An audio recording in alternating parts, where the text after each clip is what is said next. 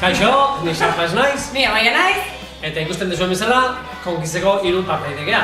Eta nola ez, datorren 11an, danoi konkitzeko dituzue, egun zola hori honetan, gauzokari laguntzeko, mueve laguntzeko eta bere gurasoei laguntzeko. Familiatu zabete, danok etortzeko urrian 11an erranira. Anima zaitez! Etorri!